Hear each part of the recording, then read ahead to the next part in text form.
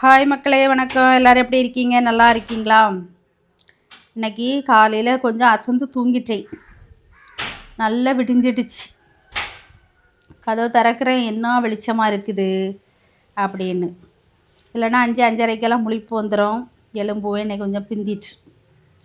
அப்புறம் என்ன பண்ணுறது, நம்ம வேலையை நம்ம செய்வோம் அப்படின்னு சொல்லிட்டு திங்கக்கிழமை அதுவுமா வேலை இருக்குது அப்படின்னு சொன்னாங்க. சாப்பாடு எடுத்துகிட்டு போகணுன்னு சொன்னாங்களா.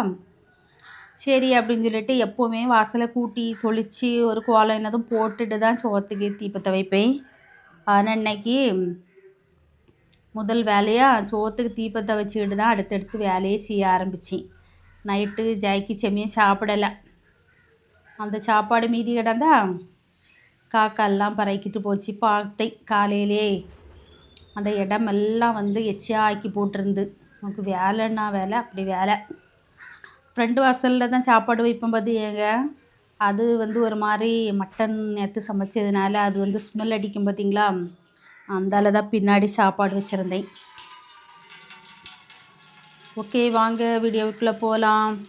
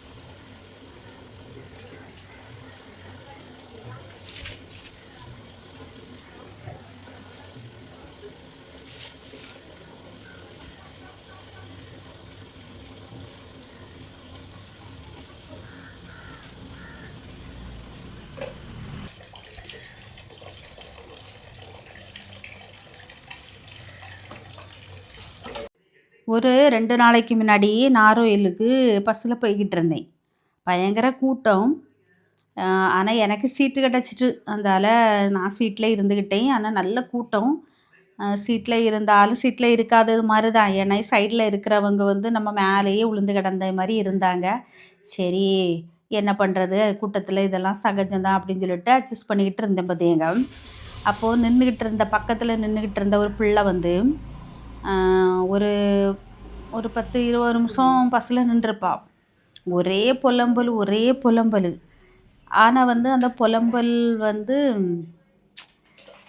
நமக்கு எரிச்சலாக இருந்தாலும் அதில் நிறைய விஷயங்கள் அது புலம்பி தள்ளிச்சு போதுங்க. அதில் முக்கியமாக என்ன சொல்லிச்சு தெரியுமா, இந்த ப்ரீ பஸ்ஸெல்லாம் எதுக்கு விட்றாங்க? இந்த ப்ரீ பஸ்ஸு விட்ட போய் தானே இவ்வளோ கூட்டம். யாருக்கு ப்ரீ பஸ்ஸு? மற்ற பஸ்ஸெல்லாம் போகுது, பார்த்துக்கிட்டே இருந்துக்கிட்டு இந்த பஸ்ஸில் ஏறி வராங்க. அதனால தானே இவ்வளோ கூட்டம் அப்படி இப்படின்னுக்கிட்டு அந்த பிள்ளை சொல்லிச்சு. அது நின்ன வேதனையில் சொன்னாலும் ஒரு கரையில் அது உண்மை தான். நான்லாம் ஒரு 10 வருஷமாக வேலைக்கு போனேன். அதில் கடைசியாக ஒரு 2 வருஷமாட்டு ப்ரீ பஸ்ஸு ஓடிக்கிட்டு இருந்துச்சு. அதுக்கு முன்னாடியெல்லாம் ரூபா கொடுத்தா டிக்கெட் எடுத்து தான் நம்ம வேலைக்கு போகணும். எதுக்குமே வெளியே ஒரு வேலையாக போகிறவங்க பஸ்ஸில் போகிறதுக்கு பைசா கொடுத்து போகாமல் வருத்தப்பட்டுட்டு வீட்டுக்குள்ளேயே இருந்தாங்க. இல்லை போகிற இடத்துக்கு போய்கிட்டு தானே இருந்தாங்க காசு கொடுத்து. இந்த ப்ரீ பஸ்ஸு அப்படின்னா எல்லா பஸ்ஸுமே ப்ரீ பஸ்ஸாட்டு விட்டுருக்கலாம். அது விடலை. ஒரு குறிப்பிட்ட பஸ்ஸு அப்படிங்கும்போது மக்கள் காத்திருந்து இந்த பஸ்ஸில் ஏறுறது ரொம்ப கஷ்டமாக தான் இருக்குது.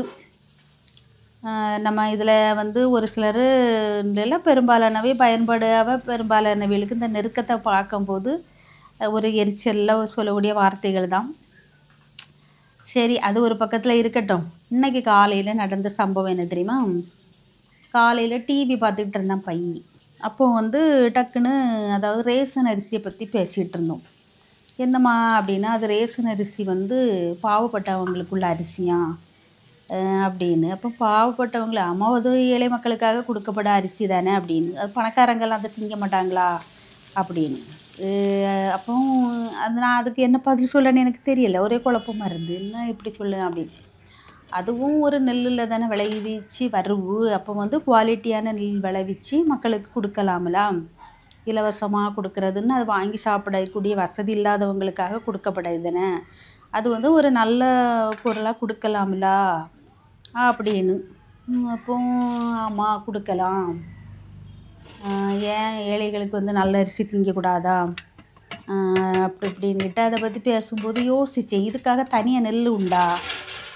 நான் நிறைய நெற்கள் பார்த்துருக்கேன், ஆனால் ரேஷன் அரிசிக்கு தனியாக நெல் பயிரிடுறாங்களா, அது வேறு மாதிரி இருக்குமா அந்த நெல் அப்படின்னுட்டு எனக்கு ஒரே குழப்பமாக இருந்துச்சு.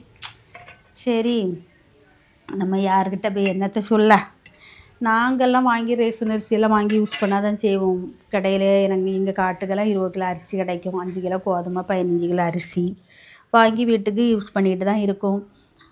வயல் இருந்த நாளையிலேயே நாங்கள் ரேஷன் அரிசி யூஸ் பண்ணியிருக்கோம். வயல் இல்லாமல் கடையில் விலைக்கு அரிசி வாங்கும் போதும் ரேஷன் அரிசி யூஸ் பண்ணுறோம். நல்லா தான் இருக்குது, முந்தியை விடவும் இப்போமெல்லாம் நல்லா தான் இருக்குது. முன்னமெல்லாம் 10-15 வருஷத்துக்கு முந்தியெல்லாம் புழு வண்டு அதை வந்து யாருமே சாப்பாட்டுக்கு அதிகமாக பயன்படுத்தவே முடியாது, அவ்வளோ மோசமாக இருந்து. ஆனால் இப்போ பரவாயில்லை, நல்லா தான் இருக்குது. எது எப்படியோ இல்லாதவங்களுக்கு வயறு நிறையுதில்ல, ஃப்ரீயாட்டு கிடைக்கக்கூடிய அரிசினால.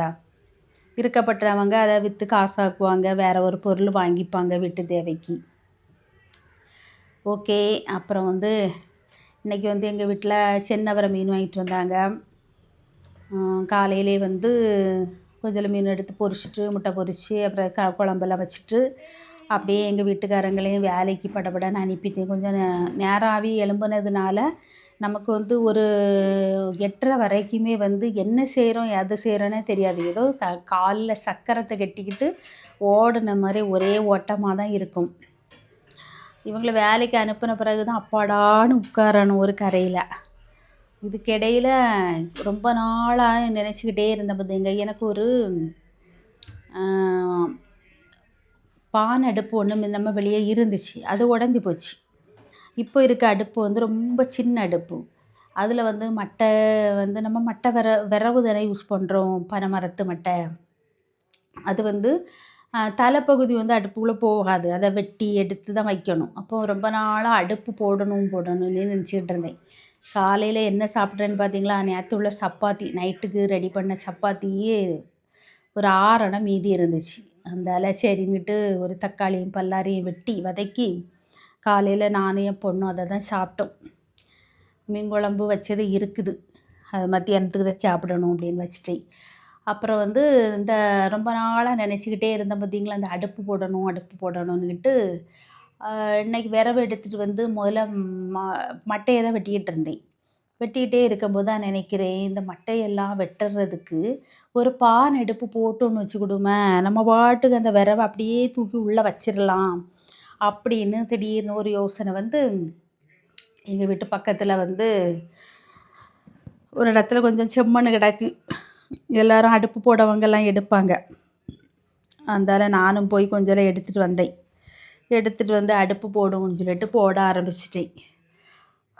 ஆனால் இன்றைக்கி ஒரு முக்கியமான ஒரு இடத்துக்கு போகணும், ஒரு வேலை வச்சுருந்தேன் பார்த்திங்க, சுத்தமாக இன்றைக்கி மறந்தே போச்சு. அது காலையில் ஒரு 9-10 மணிக்கு போகக்கூடிய வேலை, ஒரு மணி நேரம் ஆகும் போயிட்டு வர்றதுக்கு. மொத்தத்துக்கும் எல்லாமே மறந்து போச்சு. நம்ம ஒரு வேலையை செய்வோம், இன்னொரு வேலை வந்துடுமோ, அதே மாதிரி அது எப்போ ஞாபகம் தெரியுமா, ராத்திரி ஒரு 6 மணி போல் இருக்கும். ஐயையோ இந்த முக்கியமான வேலையை முடிக்கலையே அப்படின்னு. சரி இப்போ என்ன பண்ணுறது, நாளைக்கு பண்ணலாம் அப்படின்ட்டு ஒத்தி வச்சிருக்கு. வாங்க நான் எப்படி அடுப்பு போடுறேன்னு பார்க்கலாம் வாங்க.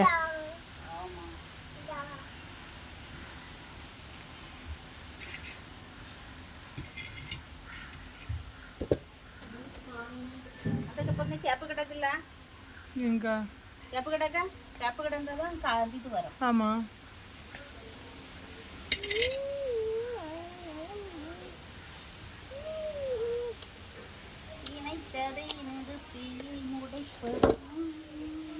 யாருது?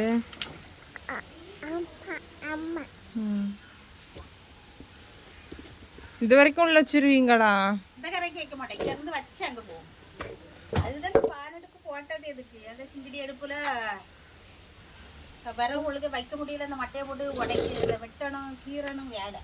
இதுன்னு அப்படி இல்லையா, அந்தால வாழையை பற்ற வச்சு 2 குதம்பையும் வச்சுட்டு அந்த மட்டையை தூக்கி வச்சுமா வாடி ஜம்முன்னு